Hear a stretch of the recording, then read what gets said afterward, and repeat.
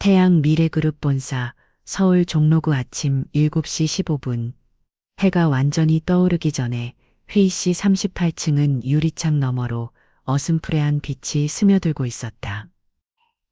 커튼은 반쯤 걷혀 있었고 효용 테이블 위에는 전날 정리되지 않은 커피 자국과 문서, 덤미들이 어지럽게 남아 있었다. 한지원 회색 작업복을 입고 고요히 문을 열었다. 왼손엔 바퀴 달린 청소도구함, 오른손엔 마른 거래. 그녀는 늘 이 시간에 이곳을 청소했다. 아무도 없는 틈을 타 정적과 먼지만 남은 공간에서 조용히 흔적을 지웠다.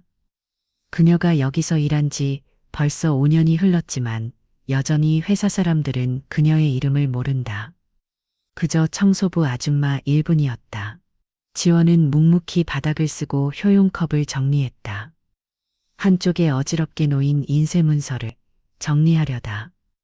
그녀의 눈길이 문서 맨 위에 적힌 문구에 멈췄다. 4분기 재무보고서 초한 그 순간 그녀의 숨이 멎었다. 습관적으로 넘긴 첫 페이지. 두 번째 페이지. 지원은 무심코 숫자를 훑다가 문득 한 표에서 걸음을 멈췄다. 고정자산 감가상각비 2,300억 원. 그녀의 손이 떨렸다. 2,300억 원. 이건 말이 안 돼. 그녀는 눈을 가늘 깨뜨고 다시 확인했다. 전체 자산의 절반 가까이를 차지하는 감가상각. 이 수치는 산업군 평균에서 도저히 나올 수 없는 비율이었다. 지원은 과거를 떠올렸다. 대학교 시절 그녀는 한국대학교 회계학과의 장학생이었다. 감가상각 항목은 졸업 논문의 주요 주제이기도 했다. 산업별 비율, IFRS 기준 자산 유형별 계산 방식까지 그녀는 아직도 기억하고 있었다. 그녀는 입술을 깨물고 문서를 더 살펴보려던 찰나. 거기서 뭐 하십니까? 난 익은 목소리. 문이 열리며 한 남자가 들어서었다. 윤재혁 재무본부 부사장. 깔끔한 정장 차림의 표정은 날카로웠다. 지원은 놀라 문서를 놓았다. 윤재혁은 걸음을 재촉해 다가왔다. 청소부가 무슨 자격으로 기밀 문서를 들여다봅니까? 이건 이사회 제출용 보고서입니다.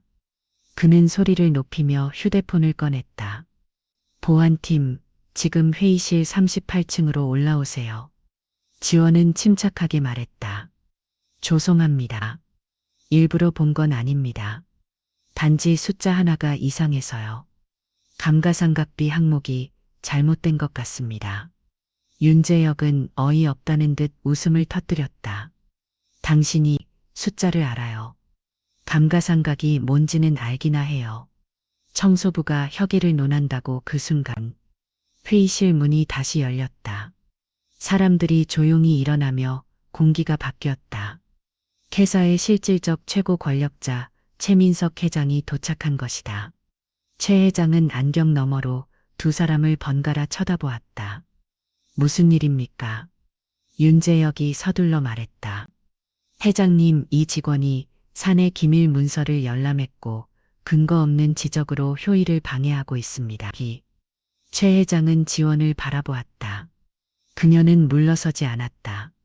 제가 감히 말씀드릴 입장이 아닌 건 알지만 고정자산 감가상각비가 2,300억 원이면 자산 총액의 40% 이상입니다. 산업군 평균인 8에서 12%, 범위와도 맞지 않고 수치상 명백히 오류가 있는 것 같습니다. 초안이라면 다시 확인하시는 게 좋을 듯합니다. 잠시 정적이 흘렀다. 최 회장이 고개를 끄덕였다. 재무팀, 지금 수치 확인하세요. 분위기는 얼어붙었다. 대형 화면에 수치가 뜨는 동안 아무도 말을 하지 않았다. 5분 후 재무팀장의 얼굴이 굳었다. 회장님, 지원 씨 말씀이 맞습니다. 인쇄 과정에서 0이 2개 추가된 걸로 보입니다. 실제 감가상각비는 235억 원이 맞습니다. 정적. 그 다음은 술렁님. 누군가가 숨을 들이쉬었고 누군가는 눈을 동그랗게 떴다.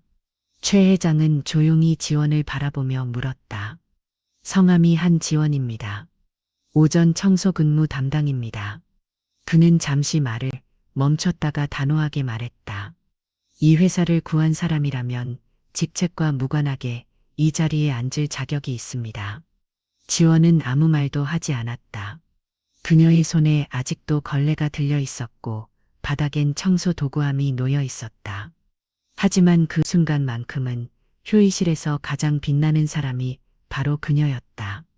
한지원은 효의실을 조용히 나왔다. 복도를 따라 걷는 동안도 그녀의 손에는 여전히 걸레가 들려 있었다. 하지만 주변의 시선은 이전과 달랐다.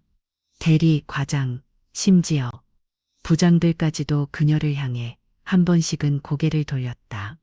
어떤 이는 고개를 끄덕였고 어떤 이는 위안 눈빛으로 쳐다보았다. 엘리베이터 앞에서 마주친 여직원이 말했다. 아까 효의실에서 그 숫자 말씀하신 분 맞죠? 지원은 조용히 고개만 끄덕였다. 대단하시네요. 어떻게 그런 걸 바로 알아차리세요? 지원은 웃지 않았다. 그저 짧게 대답했다. 잊지 않으려고 했어도 오후가 되자 회장실 비서실에서 연락이 왔다. 최민석 회장님께서 잠시 뵙고 싶으시다입니다. 시간 괜찮으세요? 지원은 주저했다. 하지만 거절할 이유는 없었다. 회장실은 같은 건물 아니라도 전혀 다른 세계처럼 느껴졌다. 묵직한 문이 열리자 넓고 조용한 공간 안에 창밖 도심이 펼쳐져 있었다. 한지원은 조심스럽게 문을 닫고 고개를 숙였다. 불러주셔서 감사합니다. 최민석 회장은 책상에서 손을 떼고 소파를 가리켰다. 편하게 앉으세요. 나도 처음엔 편하게 이야기하고 싶어서 부른 겁니다.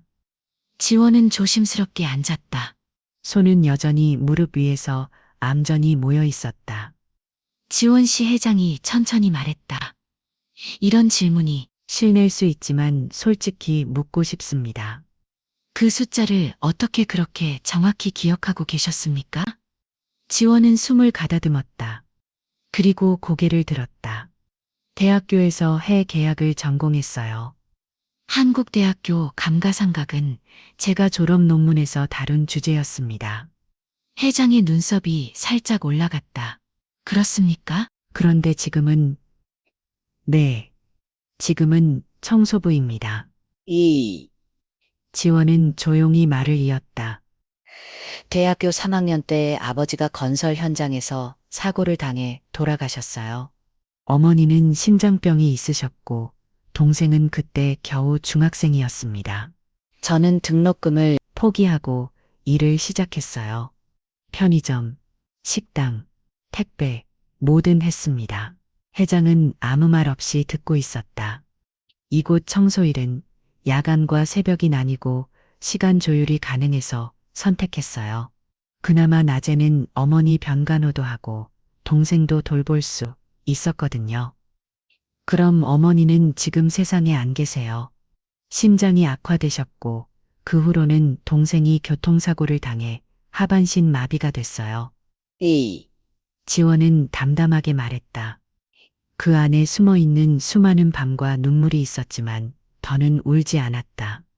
그런데 그런 상황에서도 숫자를 기억하고 있었다는 게 대단하군요. 세민석은 천천히 고개를 끄덕였다. 지원은 작게 웃었다.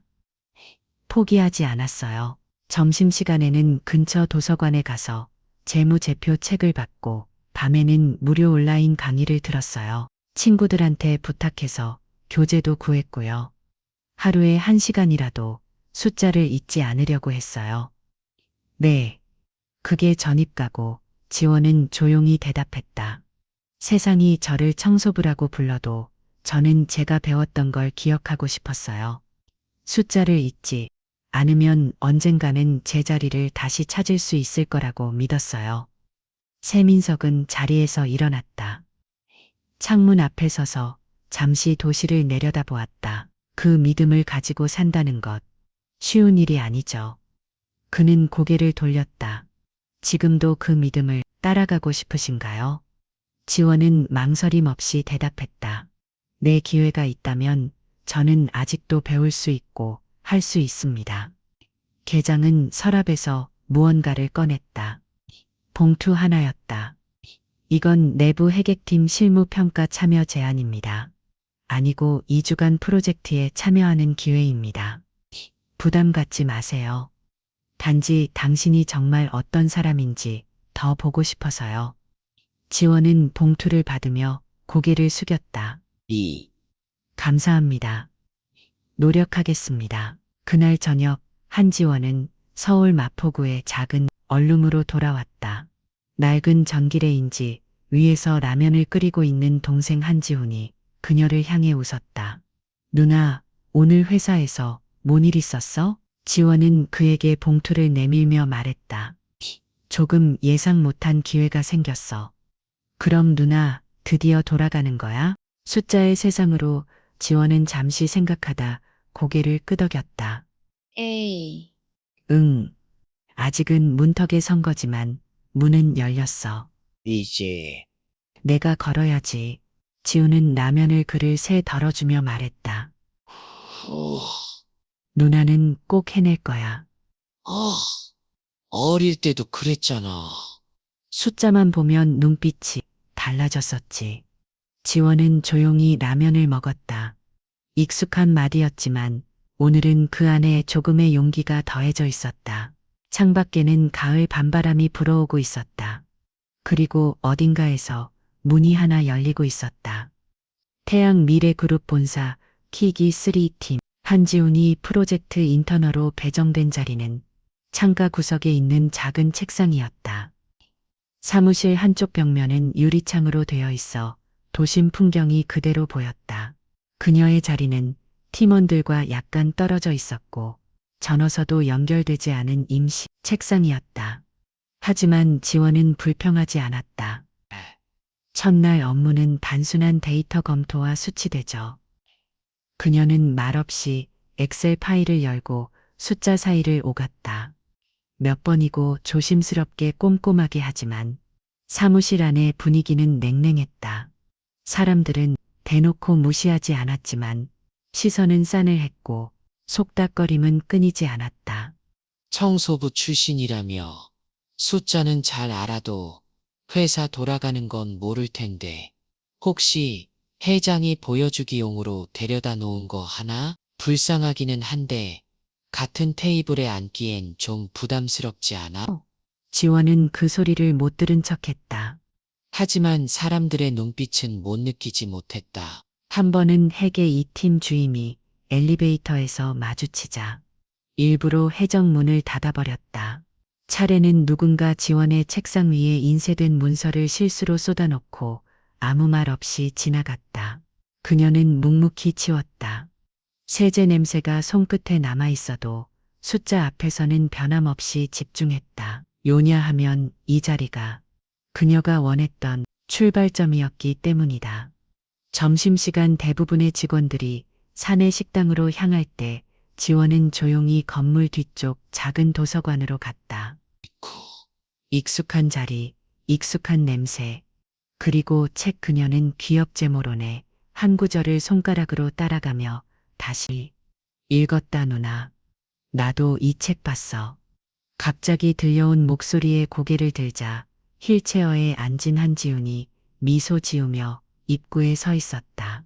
지훈아, 너 여기는 어떻게 캐사 1층 로비에서 기다렸지? 누나가 점심때 여기 오는 거 알았으니까. 지우는 천천히 휠체어를 밀며 다가왔다. 누나, 사람들이 뭐라고 해도 포기하지 마. 지원은 고개를 끄덕였다. 알아. 그래도 힘들긴 해. 지우는 진지하게 말했다. 그 사람들보다 누나는 더 많이 받고 더 오래 기다렸고 더 간절했잖아. 그러니까 무시당해도 당당하게 있어. 누나는 숫자 앞에선 누구보다 정확해. 그 말에 지원은 미소 지었다. 고마워 지훈아. 나 숫자에 대해선 질 수 없으니까.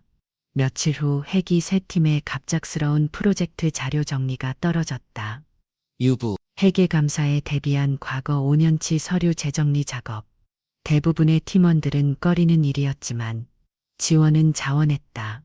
지하 문서 보관식 차가운 형광등 아래에서 그녀는 먼지 긴 박스를 하나씩 열었다. 표지가 다른 장부들 손글씨로 남겨진 계산식 부서장의 코멘트가 낙서처럼 적혀 있었다. 그녀는 조심스럽게 페이지를 넘기며 자료를 스캔하고 새 엑셀 파일에 수치를 정리했다. 그날 저녁, 그녀는 팀장에게 이메일을 보냈다. 과거 재무 보고서 2018년 4분기 유동성, 차입금 내역 중 단기 채무와 장기 채무 분리 오류 가능성 있음 확인 요청 드립니다. 이틀나의 개개 새 팀장은 조용히 그녀를 불렀다. 한지원 씨, 이건 누가 가르쳐 줬어요? 아무도요. 문서 검토 중 이상해서 스스로 확인했습니다. 팀장은 의미심장하게 그녀를 바라봤다. 확인해 보니 맞습니다. 과거 데이터 중복이 누적되어 계정 항목이 잘못 분리됐네요. 보고하겠습니다. 그 순간 사무실의 분위기가 약간 달라졌다. 하지만 동시에 누군가의 시선은 더 날카로워졌다. 윤재혁이었다. 그는 지원을 조용히 불렀다. 이번 보고서 오류. 당신이 찾았다고요? 네, 문서 보관실에서 발견했습니다. 지나치게 눈에 띄는 행동은 도움이 되지 않을 수도 있습니다. 실수란 회사 전체를 흔들 수 있거든요. 그의 목소리는 부드러웠지만 어딘가 선을 했다. 지원은 눈을 피하지 않았다. 숫자는 거짓말을 못합니다. 제가 할 수 있는 건 그 숫자를 그대로 보는 겁니다. 그 순간 윤재혁의 입꼬리가 살짝 올라갔다. 좋습니다. 그럼 앞으로도 숫자만 보시죠. 나머지는 신경 쓰지 마시고 그는 돌아서며 덧붙였다. 다만 회사라는 건 단순한 수치로만 굴러가지 않습니다. 지원은 그 말에 아무 대답도 하지 않았다. 하지만 마음 한구석이 서늘하게 쉬고 갔다. 무언가 단지 냉소만은 아닌 더 복잡한 계산이 그녀를 향해 움직이고 있다는 직감이 들었다. 그날 밤 집에 돌아온 지원은 일기를 적었다. 나는 아직 시작선 위에 서 있다. 나를 흔드는 소리도, 나를 의심하는 시선도 모두 알고 있다. 하지만 나는 숫자를 잊지 않았고 나 자신도 잊지 않았다. 그래서 매일도 나아간다. 창밖에는 가을비가 살짝 내리고 있었다. 기온은 내려갔지만 그녀의 마음속엔 오히려 불씨 하나가 더 타오르고 있었다. 지원이 다시 문서 보관실을 찾은 건 예상치 못한 업무 요청 때문이었다. 팀장이 효의 중 갑작스럽게 지원에게 말했다. 지원 씨, 지난 9월 효의로 권본 좀 찾아줄 수 있을까? 지난 계약 자료와 관련된 참고가 필요해서요. 그녀는 곧장지와 아카이브로 내려갔다. 이전과 마찬가지로 차가운 형광등 비저거리는 선반, 그리고 오래된 박수들. 하지만 이상하기도 오늘은 어딘가 느낌이 달랐다. 문서실 출입명부에 이름을 남기고 지원은 지정된 서류를 찾기 위해 박스를 열기 시작했다. 키로 기록이 등 파일은 곧 손에 들어왔고 그녀는 그대로 복사본을 준비해 사무실로 돌아갔다. 이 모든 건 평범하게 보였다. 그러나 다음 날 아침 회사 전체가 술렁이기 시작했다. 키로 프로젝트 계약 원본이 사라졌답니다. 진짜요. 그거 이번 외부 투자건 핵심 서류를 하던데 보안팀이 지하 문서실 CCTV 조사 중이래요. 누가 마지막으로 들어갔는지도. 지원은 커피를 타러 간 사무실 구석에서 그 말을 들었다. 그녀의 손끝이 순간 멈췄다. 지호, 그녀는 팀장의 호출을 받았다. 지원 씨, 방금 보안팀에서 확인이 왔습니다. 지원, 오후 2시 40분에서 3시 사이 문서실에 출입한 인원은 단 한 명입니다. 바로 지원 씨입니다. 네, 맞아요. 키로, 끝 찾으러 다녀왔습니다. 키로, 팀장은 무표정하게 말을 이었다. 하지만 그 시간 이후로 계약 원본 문서가 사라졌습니다. 키로, 게다가 CCTV가 10분 동안 오류로 녹화되지 않았습니다. 그 시간대에 누가 무엇을 했는지 알 수 없습니다. 지원, 숨을 삼켰다. 저는 그 문서를 보지도 않았습니다. 키로, 요청하신 혀의록만 확인하고 바로 복사실로 갔습니다. 지금 상황이 매우 민감합니다. 지원. 본부장님도 고태회의 예정이고 윤 부사장님이 직접 관여 중입니다. 문서 유출 가능성까지 염두에 두고 사내 보안, 대응 절차를 시작할 예정입니다. 15. 그 순간 문이 열리며 윤재혁 부사장이 들어왔다. 15. 그는 손에 태블릿을 들고 있었다. 15. 지원 씨 잠시 자리를 비워주시겠습니까? 지원. 억지로 침착한 표정을 유지한 채 고개를 끄덕이고 혀의 씨를 나왔다. 지원. 그녀의 손은 떨리고 있었다. 15. 15. 지나가던 직원들이 그녀를 바라보는 눈빛이 바뀌어 있었다. 역시. 그럴 줄 알았어. 숫자 하나 잘 본다고 다드는 게 아니지. 휴의실 문틈으로 윤재혁의 낮고 빠른 목소리가 흘러나왔다. 그러나 아무도 그녀의 해명을 들으려 하지 않았다. 15. 점심시간 사내 메신저엔 이미 뉴스처럼 이야기가 퍼지고 있었다. 지원. 계약 문서 유출 의혹 청소부 출신 인턴의 실수인가, 고의인가, 비정규직에게 너무 많은 권한을 준 결과 그날 오후 인사팀으로부터 통보가 왔다. 지원. 시 내부 조사가 완료될 때까지 임시로 프로젝트 업무에서 배제됩니다. 15. 이해해 주시기 바랍니다. 지원. 아무 말 없이 고개를 숙였다. 15. 퇴근 길, 그녀는 회사 앞 정류장에서 버스를 기다리며 하늘을 올려다봤다. 회사의 유리 회벽에 그녀의 흐릿한 모습이 비쳤다. 2. 자리에서 단지 몇 발짝 올랐을 뿐인데 다시 추락하는 기분이었다. 15. 집에 도착하자 지우는 그녀를 보자마자 눈치를 채다. 무슨 일 있었지? 지원은 아무 대답도 하지 않았다. 한참 뒤 조용히 입을 열었다. 15. 사라진 문서건으로 내가 의심받고 있어. 지우는 벌떡 일어났다. 말도 안 돼. 그건 누가 봐도 누나가 아니라는 걸 알 텐데 카메라도 꺼졌고 내가 그 시간대에 있었어. 그리고 다른 사람들은 나를 믿지 않아. 지우는 이를 악물었다. 15. 우리 같이 끝까지 파헤쳐보자. 뭔가 잘못됐어. 우연이라고 하기엔 이상한 점이 너무 많아. 15.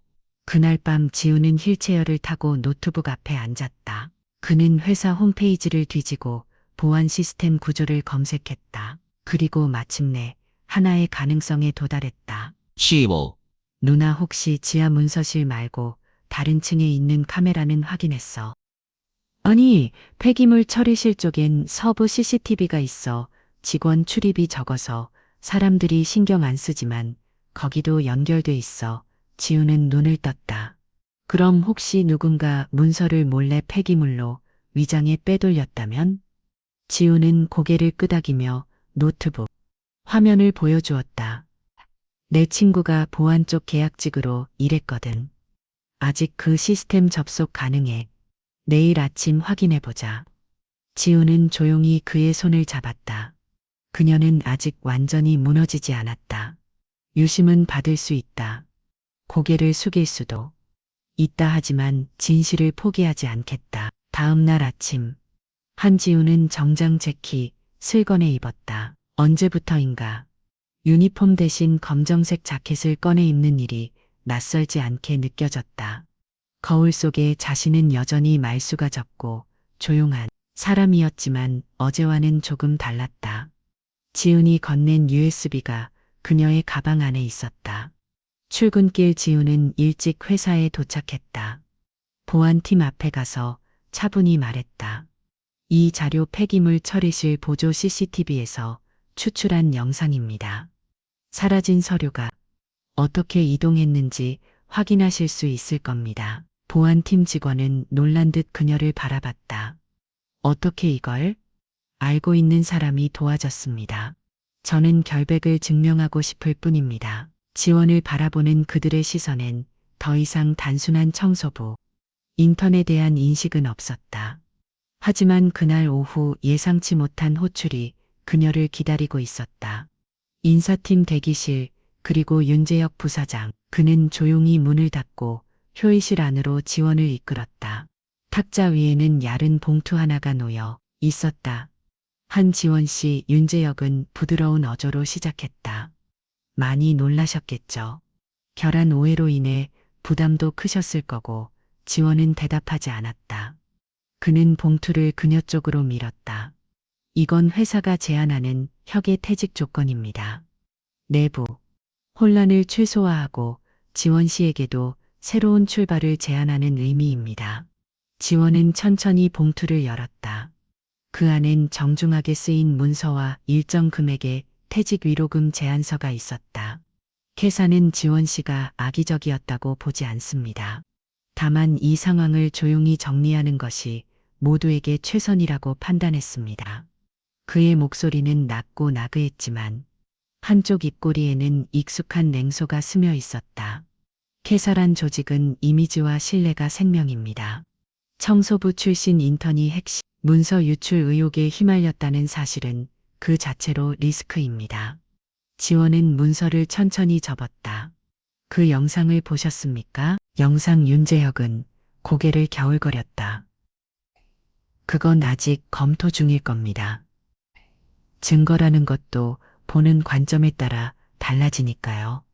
그녀는 손에 진서를 다시 내려놓았다. 그러니까 이건 입을 다무라는 뜻이군요. 그렇게 받아들이셔도 됩니다. 그는 미소를 지었다. 지원 씨가 여기서 더 상처받지 않길 바랍니다. 이건 기회입니다. 잠시 정적이 흘렀다. 지원은 고개를 숙였다. 그리고 다시 천천히 고개를 들며 단호하게 말했다. 제가 오늘 이 자리에 앉아 있는 건 단지 운이 좋아서가 아닙니다. 숫자를 보고 이상함을 말했고 그걸 입증했습니다. 지금은 그 숫자가 사라졌고 제가 유일한 의심 대상이 되었지만 그래도 저는 진실을 포기하지 않겠습니다. 그녀는 봉투를 그의 앞에 다시 밀어넣었다.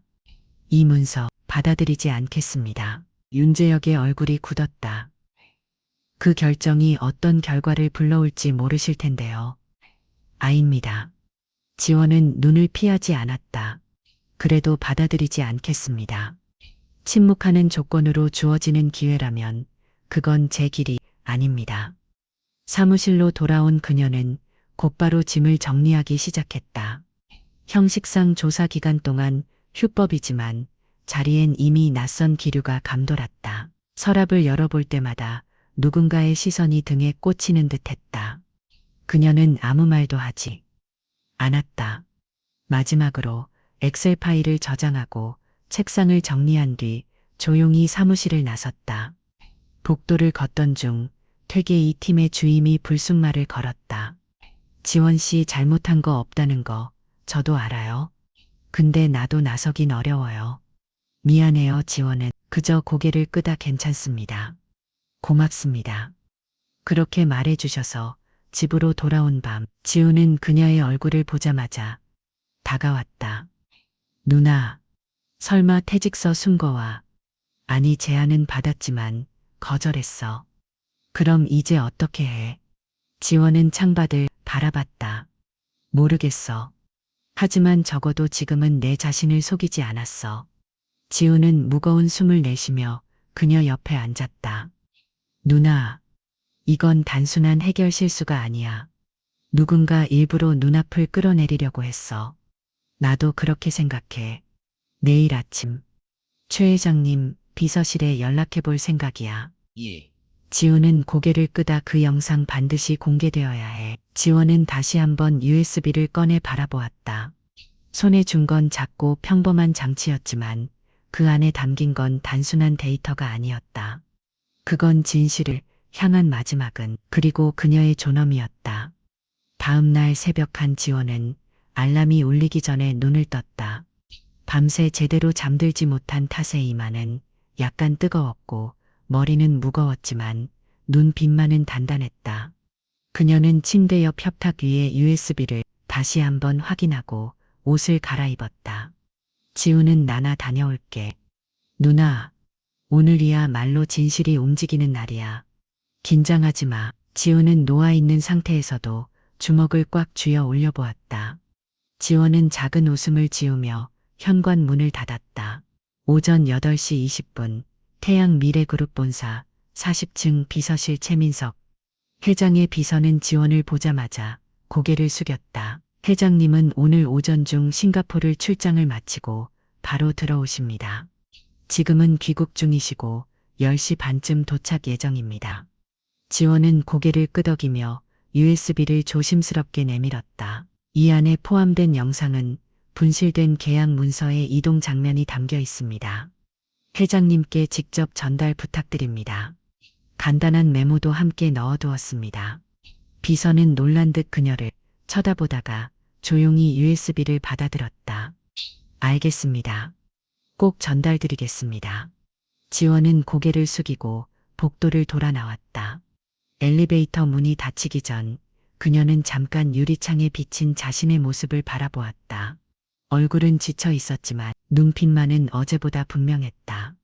같은 시각 윤재혁은 38층 자신의 사무실에서 커피를 마시며 매일 암을 체크하고 있었다.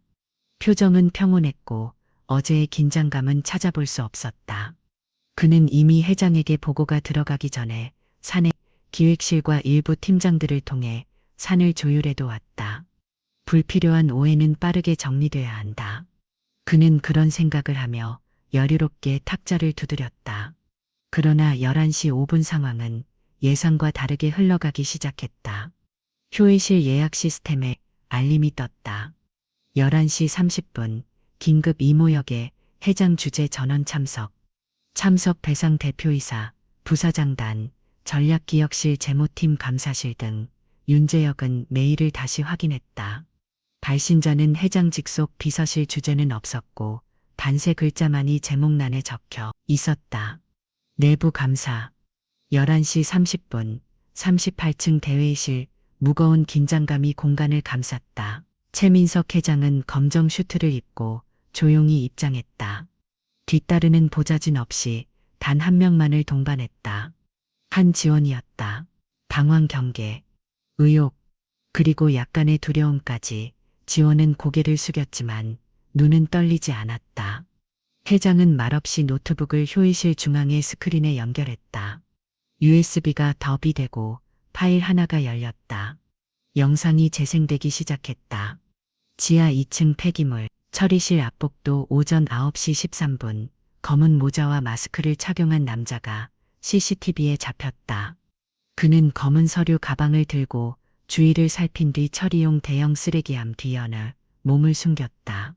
잠시 후 그는 가방에서 두툼한 문서 뭉치를 꺼내 쓰레기 더미 밑에 조심스럽게 넣고 비닐을 덮은 뒤 그대로 자리를 떴다. 영상이 정지되었다. 스크린 한가운데 정면 얼굴이 보였다. 윤재혁. 휴의실 안이 고요해졌다. 회장은 조용히 입을 열었다. 이 장면에 대한 설명을 듣겠습니다. 윤재혁의 표정이 굳었다.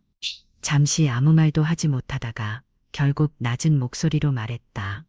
저는 단지 보관 문서 중 일부를 내부 검토 차원에서 잠시 이동시켰을 뿐입니다. 의도적인 은폐는 아니었습니다. 회장은 말을 끊지 않고 기다렸다. 그러나 변명은 거기까지였다. 윤재혁 부사장은 20전부터 직무정지입니다. 법무팀과 감사실은 즉시 관련 조사를 착수하십시오. 사안의 성격에 따라 외부 감사기관과의 연계도 고려하겠습니다. 그는 이어서 말했다. 이 과정에서 부당하게 의심받았던 사람에게 회사는 공식적으로 사과할 것입니다. 재민석은 자리에서 일어나 교의실 끝쪽에 앉아있는 한지원 앞으로 걸어갔다. 그리고 모든 임원이 보는 앞에서 가볍게 고개를 숙였다. 한지원 씨, 회사는 당신의 진심을 의심했습니다. 당신은 혼자였고 그럼에도 진실을 붙들고 있었습니다. 당신을 믿지 못했던 이 자리에 있는 모두를 대신해 사과드립니다. 교의실은 조용했다. 누구도 그 순간을 흘려보낼 수 없었다. 지원은 자리에서 천천히 일어나 고개를 숙였다. 감사합니다. 저는 그저 제 자리를 지키고 싶었을 뿐입니다. 교의가 끝난 뒤 몇몇 이모는 조심스럽게 자리를 떠났고 일부는 여전히 충격에서 벗어나지 못한 제 자리에 앉아 있었다. 그날 저녁 회사 내부 게시판에는 회장명의 공지사항이 올라왔다. 내부 감사 결과, 공지 및 사과문, 그 하단에는 한지원에 대한 명예회복과 새로운 직무 검토에 대한 문구가 있었다. 그 시간 지원은 조용히 사무실을 정리하고 있었다. 책상 서랍 속에 넣어도 어떤 작은 수첩을 꺼내 오래전 메모를 다시 읽었다. 진실은 때로 조용히 무너지는 것 같지만 그것은 오히려 더 단단히 서기 위한 준비일 뿐이다. 창밭에는 해가 지고 있었다. 도시의 불빛이 하나씩 켜지기 시작했다. 그리고 그 불빛들 사이에서 그녀는 자신만의 작은 빛을 지켜낸 사람이 되어 있었다. 윤재혁의 직무 정지 조치가 내려진 지 하루 만에 태양 미래그룹 내부는 술 넘겼다. 사람들은 더 이상 한지원을 수근거리거나 조심스레 바라보지 않았다. 대신 조용한 존중과 미묘한 거리감이 섞인 시선들이 그녀를 감싸떴다. 켜이실 사건 이후 공식 사과문이 발표되었고 회사는 한지원에게 새로운 직무 제안을 고려 중이라는 내용도 덧붙었다. 그러나 아무리 진실이 밝혀졌다고 해도 편견은 쉽게 사라지지 않았다. 복귀 첫날 아침, 지원은 다시 희게 3팀 사무실로 돌아왔다. 팀장은 다소 어색한 미소를 지으며 자리를 안내했다. 지원 씨 임시로 사용할 책상은 이쪽입니다. 앞으로는 이청화 재무감사실과도 협업할 일이 생길 것 같아서 그쪽 위치로 옮겼어요. 책상은 사무실의 오른쪽 창가 쪽 분리된 구역에 마련되어 있었다. 이전보다 조금 더 고립된 자리 지원은 묵묵히 자리에 앉았다. 몇몇 직원들이 조심스럽게 다가와 인사를 건넨다. 지원 씨 지난번 정말 대단했어서 그 상황에서 그렇게까지 할 수 있다니. 존경스러워 그녀는 감사하다고 짧게 대답했지만 마음 한켠은 묘하게 공허했다. 몇 주 전만 해도 같은 사람들로 붙어듣던 수군거림이 아직 기가에 남아 있었다. 점심시간이 되자 사무실 대부분의 직원들이 335 식당으로 향했다. 지원은 도시락을 들고 조용히 옥상 정원으로 올라갔다. 고요한 정원 가을의 끝자락에서 마른 낙엽이 바닥을 스치고 있었다. 그녀는 벤치에 앉아 천천히 밥을 먹으며 생각에 잠겼다. 지금의 이 조용한 평화가 진정한 회복인지 아니면 단지 또 다른 종류의 거리를 만드는 건지 확신할 수 없었다. 잠시 후 휴대폰이 울렸다.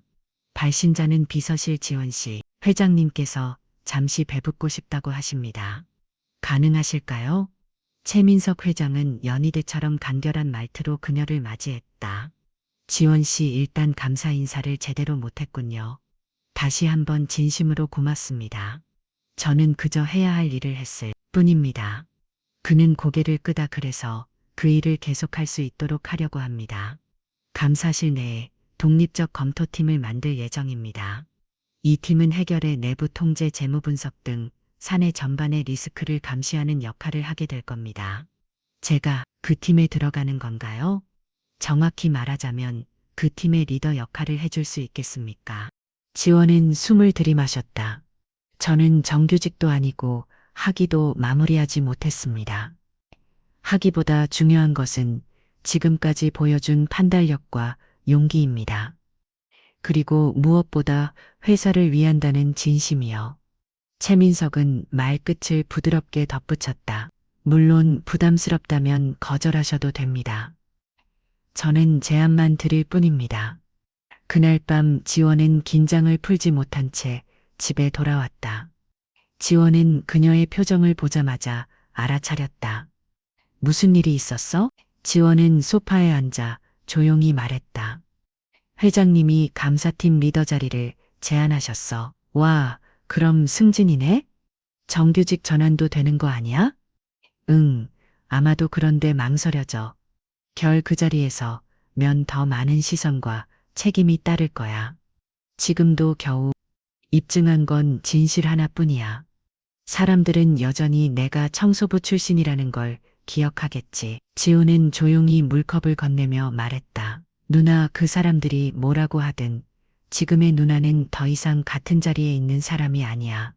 그리고 그 자리 누나가 아니면 누가 해? 지원은 물컵을 받아들고 고개를 끄다 작은 결심이 그녀 안에서 단단히 자리를 잡아가기 시작했다.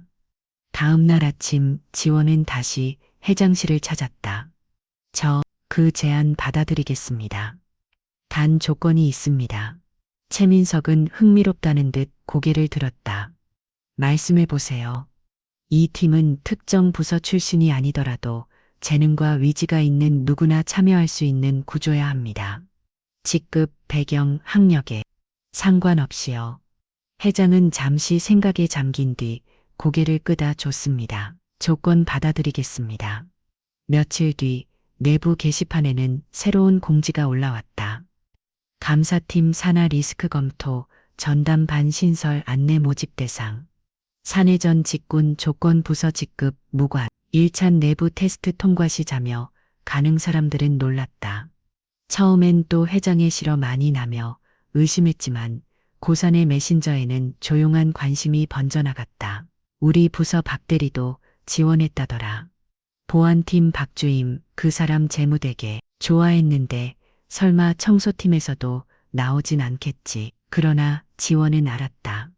작은 파동이 시작되었다는 것을 그녀의 존재는 더 이상 이질적인 예외가 아니라 하나의 변화의 기점이 되어가고 있었다. 감사팀 산하 리스크 검토 전담반이 공식 출범한 첫 주 한 지원은 사내 메일함으로 수십 통의 문의 메일을 받았다. 청소팀 계약직부터 IT팀 보조 인력, 심지어 경비부서 대리까지 그들이 보낸 메일의 내용은 한결같았다. 제 업무는 숫자와 거리가 있지만 가능성을 시험해 보고 싶습니다. 제가 가진 자격은 부족하지만 지원 시처럼 배워가고 싶습니다. 일을 하며 늘 느끼던 의무들이 있었는데 이젠 말해도 되는 자리가 생긴 것 같아요. 지원은 하나하나 정성스럽게 답장을 썼다. 형식적인 공모가 아니었다. 그녀는 진심으로 이 구조가 누구에게나 열려있는 자리가 되길 원했다. 하지만 내부 반응은 그리 순조롭지 않았다. 부장급 이상 간부회의에선 불만의 목소리가 쏟아졌다. 검토 전담반이 기존 해결 라인을 건너뛴 구조라면 조직 원칙을 무너뜨리는 겁니다. 업무의 휠보다 혼란이 더 클 수 있어요. 회장이 직접 관여했다지만 현업 부서와 사전 조율이 부족했습니다. 최민석 회장은 차분하게 말했다. 기존 시스템이 완벽했다면 이런 제안은 나오지 않았을 겁니다. 이 팀의 존재는 권한을 빼앗은 것이 아니라 방치된 사각지대를 메우기 위한 구조입니다. 누군가는 고개를 끄덕였지만 여전히 불신은 남아 있었다.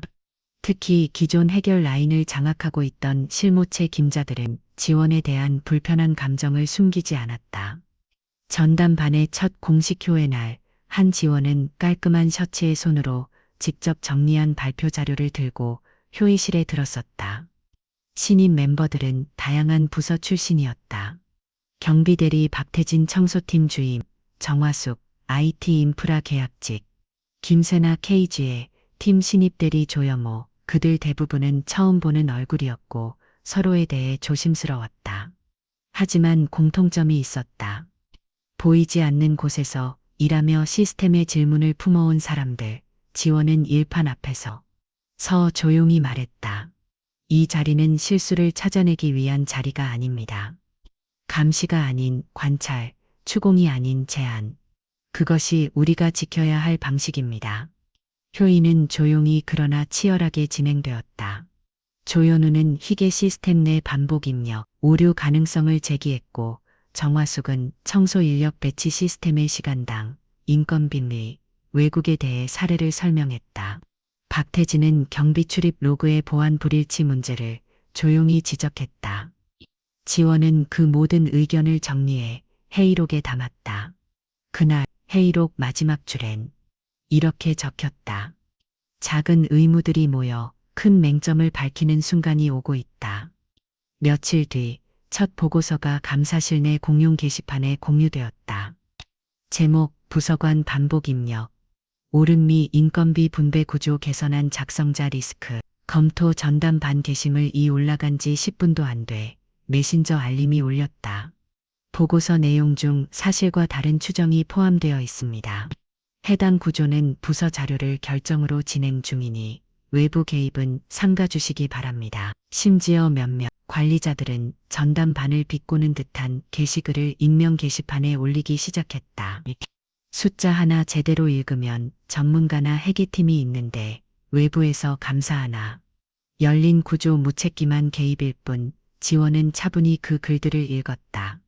그리고 그저 조용히 창을 닫았다. 누구보다 알고 있었다. 기득권은 스스로 무너지지 않는다는 사실을. 그날 저녁 회계팀에서 한 직원이 조용히 지원을 찾아왔다. 지원 씨, 저 이번 보고서 내용 중 일부는 정말 맞습니다. 저도 그 우려를 몇 번 느꼈지만 제 위치에서 말할 수 없었어요. 그녀는 조용히 그를 바라보았다. 왜 오늘은 용기 내셨나요? 당신이 먼저 말했기 때문이에요. 누군가 먼저 불을 켜줘야 그 다음 사람도 움직일 수 있는 거니까. 지원은 고개를 끄다 작은 균열이 시스템 안에서 일어나고 있었다. 다음 날 최민석 회장이 전담반 사무실로 직접 찾아왔다. 그는 특별히 안내받지 않고 조용히 들어와 지원의 책상 앞에 섰다. 고생 많으십니다. 지원은 자리에서 일어나 인사를 했다. K로 다 보고 있습니다. 회장은 그렇게 말하며 효의실을 둘러보았다.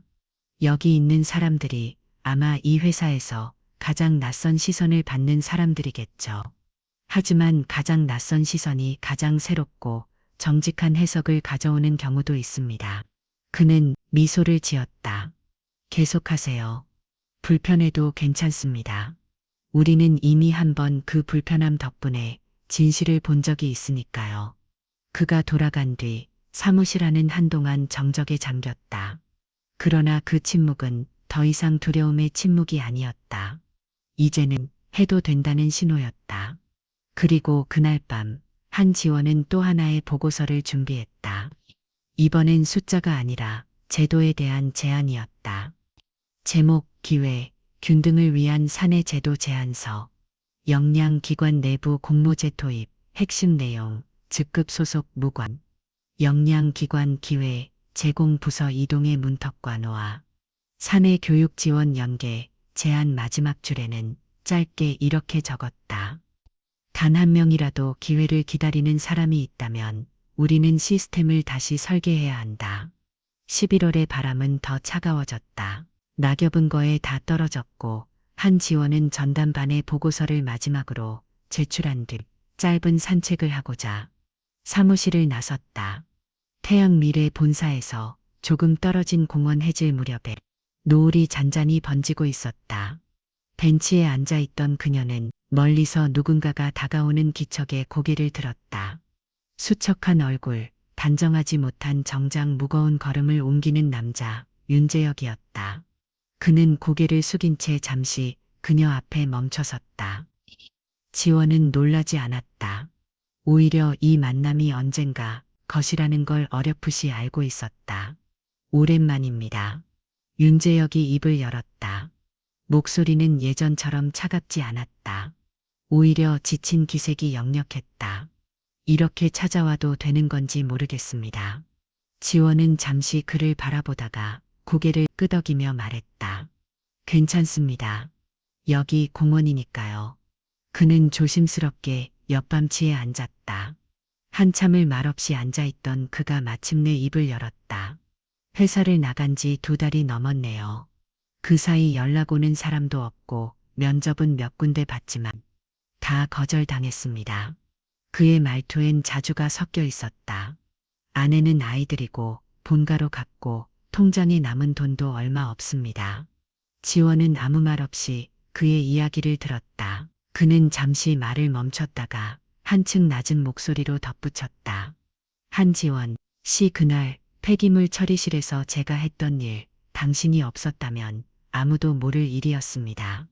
그리고 솔직히 말하면 당신이 틀리길 바랐어요. 그래야 내가 계속 살아남을 수 있었으니까. 그는 고개를 숙였다. 하지만 당신은 틀리지 않았고 난 결국 모든 걸 잃었습니다. 바람이 지나가고 벤치 아래 낙엽이 바스락 소리를 냈다. 지원은 조용히 입을 열었다. 제가 당신을 망하게 하려고 했던 건 아니에요. 단지 제가 믿는 걸 지키고 싶었을 뿐입니다. 윤재혁은 천천히 그녀를 바라보았다. 그의 눈에는 혼란과 후회의 흔적이 동시에 어렵다. 나 같은 사람을 이렇게 차분히 대할 수 있는 거죠. 내가 당신을 얼마나 공지에 몰았는지 알잖아요. 지원은 그의 시선을 정면으로 받아들였다.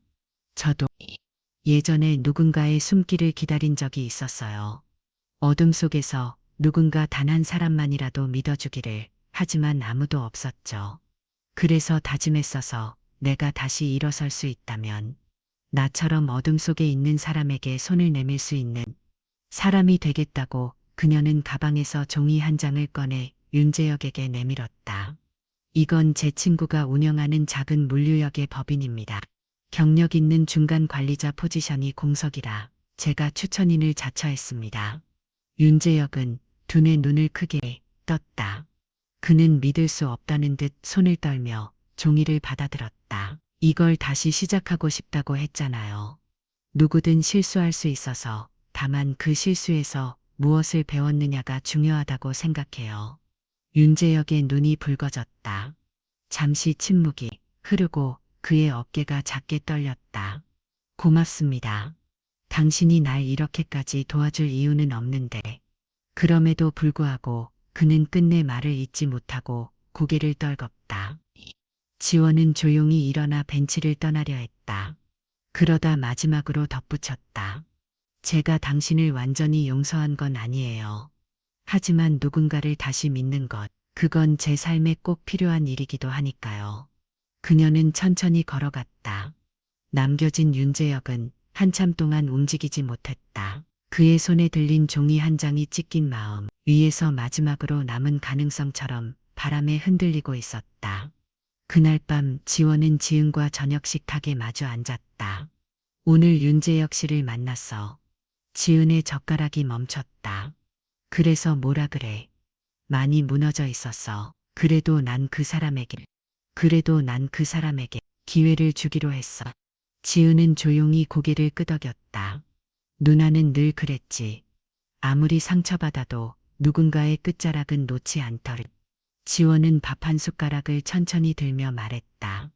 끝자락을 붙잡아주는 사람이 있어야 그 사람이 다시 시작할 수 있으니까. 나도 그랬으니까. 창밖의 겨울 하늘은 어둡고 맑았다.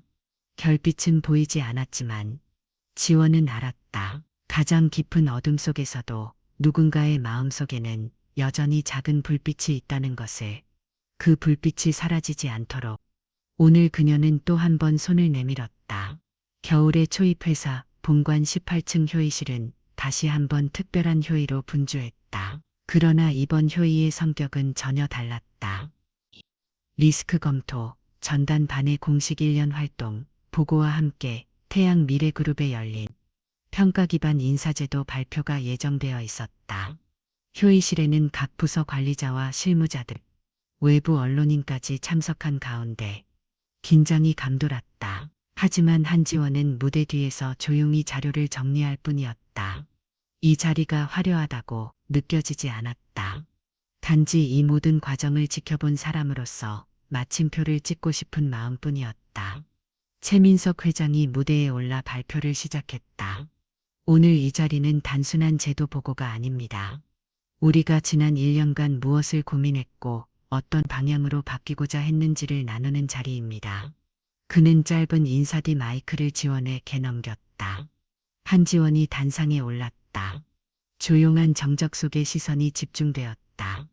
어느새 그녀는 더 이상 청소부 출신이 아니었다. 그녀는 변화를 시작한 사람으로서 모두의 관심을 받는 중심에 서 있었다. 처음 이 전단반을 만들겠다고 했을 때 많은 분들이 의심했습니다. 누가 이 자리에 설 수 있는가? 자격은 누가 판단하는가? 숫자 몇 개 읽었다고 감사를 하느냐는 말도 들었습니다. 그녀는 멈추지 않고 이어갔다. 하지만 우리가 바꾸고자 했던 건 단지 시스템이 아니라 기회의 모양이었습니다. 누군가는 보이지 않는 유리창 너머에서 자신이 가진 능력을 증명할 기회조차 얻지 못하고 있었습니다. 그 유리창을 깨는 데 필요한 건 아주 작은 믿음 하나였습니다. 그녀는 발표를 맞추며 마지막 슬라이드를 띄웠다. 한 줄의 문장 능력은 출신을 묻지 않습니다. 기회가 그것을 증명합니다. 잠시 침묵이 흐른 뒤 천천히 박수가 시작되었다. 점점 커지는 박수 속에 누군가는 눈시울을 붉혔다. 그 박수는 선거에 대한 환호가 아니라 신념에 대한 공감이었다. 며칠 뒤 사내 교육실에서는 직무 전환을 위한 공개 악화대 미 첫 강의가 열렸다. 강의실 앞에는 한지원 팀장이라는 이름표가 붙어 있었다. 지원은 수강생들 앞에 섰다. 청소부, 경비, 식당 조리사, 행정보조까지 그들 대부분은 업무의 시간을 쪼개 이 자리에 왔다. 지원은 웃으며 말했다. 저도 이 자리에 앉아있던 사람이었습니다. 그때 누군가 제게 한 문장을 보여줬습니다. 끝이라고 생각되는 곳에서 다시 시작할 수 있는 사람은 결국 이긴다. 강의가 끝난 후 한 여성 수강생이 다가와 조용히 인사했다. 저 작년에 청소팀에 함께 있던 정화숙입니다. 지원은 놀란 눈으로 그녀를 바라봤다. 허숙 씨, 정말 오랜만이에요. 그녀는 조용히 웃으며 말했다. 그때는 그냥 지켜보기만 했는데 이번엔 저도 해보고 싶어서요. 지원은 그녀의 손을 꽉 잡았다. 더 이상 과거에 누군가가 아니라 가능성을 가진 사람으로 한편 윤재혁은 물류회계 법인에서 조용히 새 삶을 시작하고 있었다. 처음 몇 주는 누구도 그를 알아보지 못했고 그도 굳이 자신을 드러내지 않았다.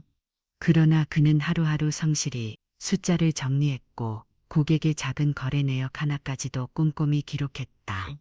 지나가던 동료가 물었다. 윤 부장님, 이 정도 자료까지 보시나요? 그냥 넘어가도 될 것 같은데. 그는 조용히 미소 지으며 말했다. 숫자 하나로 인생이 달라질 수도 있다는 걸 알아버려서요. 그는 이제 예전처럼 명령하지 않았다. 대신 조용히 한 줄의 실수를 막는 사람으로 살고 있었다. 겨울이 깊어지던 어느 날, 한지원은 지훈과 함께 작은 전시회에 들렸다. 장애인 예술 작가들의 작품을 소개하는 공간. 지훈은 손으로 그린 정물화를 가리키며 말했다.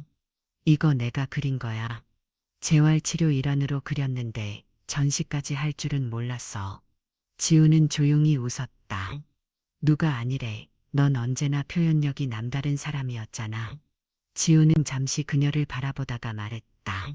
눈앞도 마찬가지야.